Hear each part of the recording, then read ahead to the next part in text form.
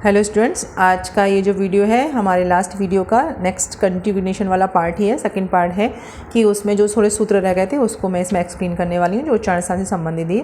तो ये वाले जो 3 सूत्र हैं ये आपके एग्जाम में बहुत पूछे जाते हैं। उच्चैरुदात्तः, नीचैरुदात्तः और समाहारा स्वरित। ठीक है, ये तीनों जो सूत्र हैं वो स्वर के लिए है, मात्र व्यंजन के लिए नहीं है। क्या है? उच्चई उदात्त। उच्चई मतलब ऊंचा, उदात्त मतलब बोला जाना। तो क्या है? मुख के अंदर स्थित उच्चारण स्थान के ऊपरी भाग से जिस स्वर का उच्चारण होता है उसे उच्चई उदात्त मतलब उदात्त, उसकी संज्ञा उदात्त होती है। अभी कैसे होती है बताती हूँ मैं। नीचे उदात्त मतलब मुख के अंदर स्थित उच्चारण स्थान के नीचे के भाग से जिस स्वर का उच्चारण होता है, इसे बताने के लिए वो नीचे उदात्त होते हैं। ठीक है, इसको उदात्त को बताने के लिए कोई अलग से स्पेसिफिक साइन नहीं बताया है वेदों में, लेकिन इसको बताने के लिए बताया नीचे लाइन खींच देते हैं। नीचे लाइन खींचने का मतलब होता है कि इसका जो प्रोनाउंसिएशन है वो नीचे की तरफ से करना है। समाहारा स्वरित, उच्चारण स्थान के मध्य भाग से जब स्वर का उच्चारण होता है तो उसे समाहार स्वरित बोलते हैं। समाहार स्वरित मतलब कि समन्वय हो जाना। इसमें इसको बताने के लिए क्या है, वर्ण के ऊपर एक सीधी खड़ी लाइन बनाते हैं, सीधी खड़ी लाइन बनाते हैं। ठीक है, अब जैसे कि आपको यही समझा देती हूँ, जैसे कि हमारे उच्चारण जो जितने भी स्वर हैं उसके उच्चारण स्थान कौन कौन से हैं, देखिए। इसके उच्चारण स्थान को हम यहाँ से देख सकते हैं, ये देखिए। आप आ का कंठ है, तो जब हम आ को कंठ के ऊपर वाले स्थान से उच्चारण करेंगे, ये सब जब हम संगीत या राग में जब कोई चीज़ होती है तब इन चीज़ों के ज़्यादा यूज़ होते हैं कि आपको ऊंचा खींचना है, नीचा खींचना है, स्लो रखना है, तभी वहाँ से वर्ण निकाला जाता है। तो ये आ बोलना है किस तरीके से, आ किस तरीके से बोलना है, ई, क्योंकि यहाँ पर आप देखेंगे ना उच्चारण स्थान में हमने पूरे के पूरे ये छोटे छोटे छोटी ये इस तरीके के लिए ही यहाँ पर बड़ा आया, बड़ा ई, इसका है ही नहीं वर्णन। तो इसका मतलब यही होता है कि जब बड़ा बोला जाएगा तो वो उच्चैरुदात्त हो जाएगा, छोटा है तो नीचैरुदात्त हो जाएगा, बीच में से आएगा तो समाहारा स्वरित होगा। ऐसे ई का है, ऋ का है, लृ का है, ये कंठ, तालु, मूर्धा, दंत, ओष्ठ, ये जो स्थान बताए ना 5, इसके ही स्थानों को हम ऊंचाई, नीचाई और बीच में डिवाइड करेंगे। किस तरीके से डिवाइड करेंगे, हम तो एक इमेजनरी एक वो बनाते हैं आपको समझाने के लिए कि इसको किस तरीके से किया जा सकता है। सपोज ये मान के चलिए कि ये हमारा एक दांत है। ठीक है, ये दांत है। इस दांत को हम 2 कैटेगरी में, ये ऊंचा स्थान उच्चई, ये नीचा स्थान नीचे, ये समाहार बीच का है। जीभ को ने जब यहाँ जीभ ने जब यहाँ टच किया उच्चई, जीभ ने जब यहाँ टच किया नीचे, जब बीच में टच किया समाहार। इस तरीके से इसको हमें समझना है। देखिए मैं बहुत टेक्निकल है ये सब चीज़ें, है ना, बहुत ही सूक्ष्म और बहुत ही टेक्निकल। मतलब हम तो सिर्फ इसलिए पढ़ रहे हैं कि फटाफट से हमको ये आ जाए, मतलब हम समझ के लिख पाएँ। अदरवाइज़ अगर आप इसको एक्सपीरियंस करें तो बहुत ही गहरा विषय है ये। ऐसे लाइन बता दिया प्रॉपर, जब लिखा होता है, आप आगे कभी आपको मौका मिले तो आप जो पुराने ग्रंथ हैं संस्कृत के उनको देखेंगे तो उसमें लाइन खींची रहती है, श्लोक के नीचे लाइन खींची, खड़ी लाइन खींची। तो हमें समझ में नहीं आता था पहले तो कि ये क्या है, लेकिन अभी ये पता चलता है कि अच्छा ये इसको इस तरीके से उच्चारण करने के लिए जब आप गाएं इसको या जब आप बोलें इसको तो इसके शब्द के ऊपर इतना जोर देना, इसके ऊपर इतना जोर नहीं देना, उसी के लिए होते हैं ये।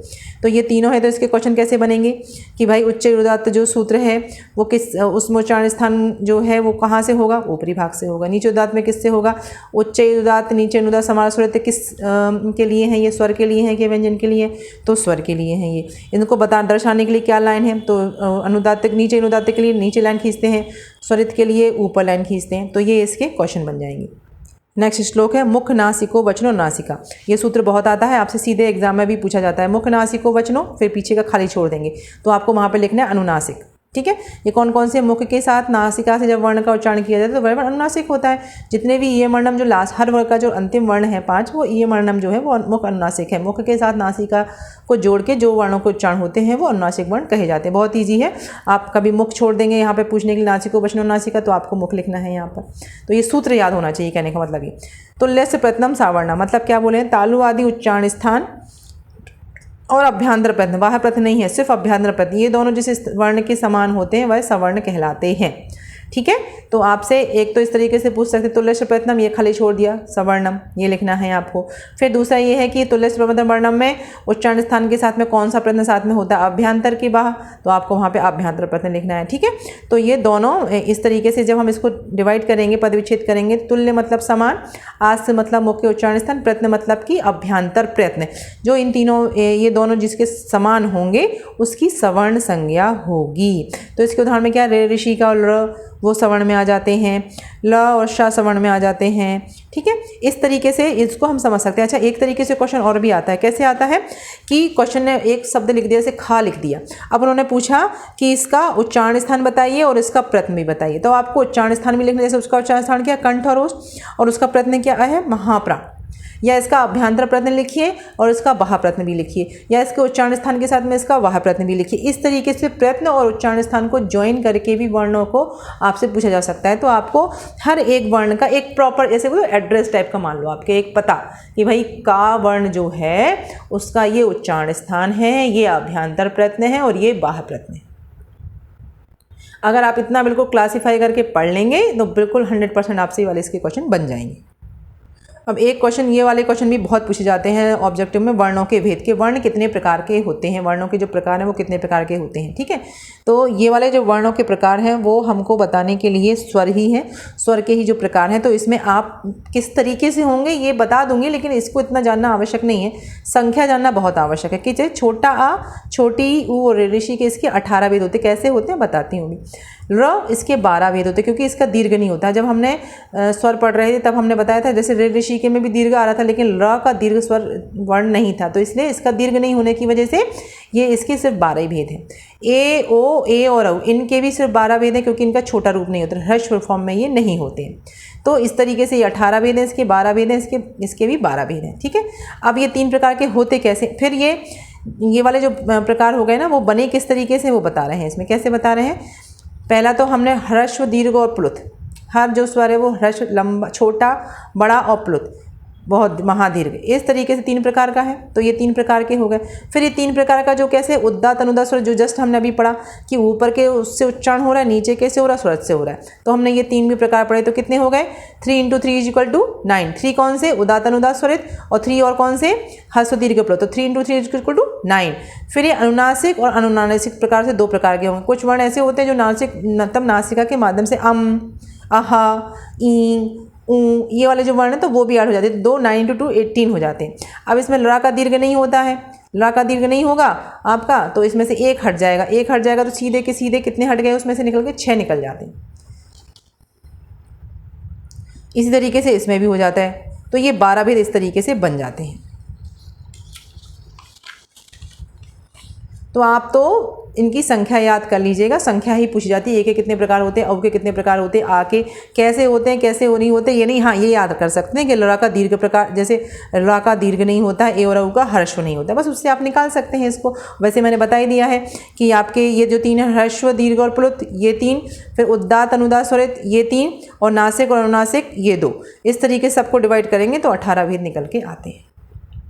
संज्ञा प्रकरण के आपके छोटे छोटे से वर्ण लिखे हुए हैं सिलेबस में, वो उसके जो सूत्र हैं संस्कृत के वो मैं बता देती हूँ, बस वही पूछे जाएंगे। संहिता का जो सूत्र है वो क्या है, परः सन्निकर्ष संहिता, वर्णों का अत्यंत समीपोपन संहिता। संधि की जो परिभाषा वो एक तरीके से मान लीजिए आप, परः मतलब जो दूर हैं उनको, सन्निकर्ष मतलब पास में लाना, उसकी संहिता संज्ञा होती है, उसको संहिता बोलते हैं। वर्णों का अत्यंत समीप हो जाना संहिता कहलाता है। उप प्लस इंद्र उपेंद्र हो गया, ठीक है। इस संधि की हलो अंतरा क्या है, संयोग की परिभाषा क्या है, हलो अंतरा संयोगा। अच्छा एक मिनट, इसमें हम क्वेश्चन किस तरीके से आएंगे, परा सन्निकर्ष से लिखा, संहिता नहीं लिखा, तो आपको ये संहिता लिखना होगा। हलो अंतरा संयोगा क्या है, अच के व्यवधान से रहित हलों की संज्ञा होती है। मीन्स इस जब भी कोई संधि बनेगी तो उसमें बीच में स्वर नहीं आए, व्यंजन ही व्यंजन आए, तो वहाँ पर जो है वो संयोग संज्ञा होती है, ठीक है। जैसे स्तुति उपास में आधा धा जहाँ पे है तो ये मान के चलिए कि उसमें स्वर नहीं है, तो सु धा और या, ये धा और या जो है इसकी कौन सी संज्ञा होगी, संयोग संज्ञा होगी। ये परिभाषिक मतलब टर्म है, इंपॉर्टेंट टर्म है। जैसे हर एक सब्जेक्ट में हम पढ़ते हैं ना कि भाई जानेंगे कैसे इन चीज़ों को, जैसे कहीं संहिता लिखा, संयोग लिखा, तो उसको बताने के लिए जो सूत्र बताए गए हैं आचार्य ने वो यहाँ पर समझ रहे हैं। धातु किसे बोलते हैं, क्रिया के मूल रूप को धातु कहते हैं। भूवादयो धातवा से इसकी उत्पत्ति हुई है, जिससे मतलब होता है कार्य करना, एक्शन वर्ब। जो भी हम संस्कृत में आगे जो भी वर्ब पढ़ेंगे जिससे क्रिया को पता चलता है कोई क्या चीज़ हो रही, खाना, पढ़ना, उठना, बैठना, वो जितने भी शब्द हैं वो धातु के रूप में होते हैं, ठीक है, तो उसको धातु बोलते हैं। फिर गुण जो है वो आद गुणा, ये गुण संधि का सूत्र है। और वृद्धि, वृद्धि रेचे, ये भी वृद्धि संधि का सूत्र है। इसको जब हम संधि पढ़ेंगे तब हम आपको इसको डेफिनेटली समझाएंगे। अभी यहाँ के लिए थोड़ा सा बता देती हूँ कि आ के बाद अच आने पर गुण आदेश होता है, मतलब कि उसकी ए और आई टाइप का आदेश हो जाता है। आ और ए और औ की वृद्धि संज्ञा होती है। अब एक वर्ड दिया है वहाँ पे निपात और एक दिया है प्रग्रह। निपात किसे बोलते हैं? निपात का जो सूत्र है वो प्रादयः, जो शब्द और पद के बाद जुड़कर उसके अर्थ को बल देते हैं या वाक्य या पद को कंप्लीट करते हैं, उसे निपात बोलते हैं, ठीक है। चा, ही, नूनम, ना, इस तरीके के जो वर्ण है वो निपात, कुछ कुछ अव्यय टाइप का ही है ये। तो वो क्या कर रहे हैं, वो पीछे जुड़ रहे हैं, आगे जुड़ रहे हैं और उसको उस जो मीनिंग है उस सेंटेंस का उसको एम्फेसाइज कर रहे हैं, मतलब उस चीज़ को अच्छे से कंप्लीट कर रहे हैं। जैसे ना जोड़ दिया, ही मतलब कि जरूरी ही है, तो अव्यय टाइप का ही है एक तरीके का, पर इसमें जो बताया है वो निपात बताया। तो बस आपको पूछने के लिए क्या आ सकता है, प्रादया सूत्र किसका है, या ये पूरा लिखा हुआ जो शब्द इसको बल देते हैं उसे क्या बोलते हैं, बस आपको वो लिखना है। फिर प्रग्रह, प्रग्रह का सूत्र क्या है, इदु देद द्विवचनम प्रग्रह। इत उत एत द्विवचन की प्रग्रह संज्ञा होती है। प्रग्रह का मतलब ही सीधा द्विवचन का रूप है, जहाँ पर भी द्विवचन का रूप आए वहाँ प्रग्रह संज्ञा होती है, वहाँ पर कोई संधि के नियम नहीं लगते। इसको बताने के लिए ही ये सूत्र बताया था आचार्यों ने। ईकारांत द्विवचन मतलब, ईकारांत मतलब बड़ी ई की मात्रा वाला जो शब्द है वो हरि है, इसका द्विवचन में उकारांत में विष्णु है, एकारांत में गंगा है, इसका द्विवचन गंगे होगा। इसका द्विवचन जो है विष्णु का शब्द जो विष्णु है वो द्विवचन का है, हरि शब्द का हरि ये द्विवचन का है, ठीक है। तो ये इस तरीके से ये प्रग्रह होते हैं। तो हरि मत ई बड़ा, इत मतलब बड़ी, उत मतलब उ और ए मतलब ए। तो ये जो तीन वर्ण अंत वाले हैं इसका जो द्वितीय रूप है वो प्रग्रह में आता है। और ये प्रग्रह बताने का मतलब है कि इसमें संधि के कोई नियम नहीं लगते हैं और इनके ये प्रकृति भाव संधि में चले जाते हैं, मतलब कि जैसा इनको लिखा है वैसे ही लिखा रहेगा, इसके लिए ये प्रग्रह है। तो आपके सिलेबस में ये छोटे छोटे से टर्म दिए हुए हैं। इसके उदाहरण में इस तरीके से हम और देख सकते हैं, हरि और एतौ।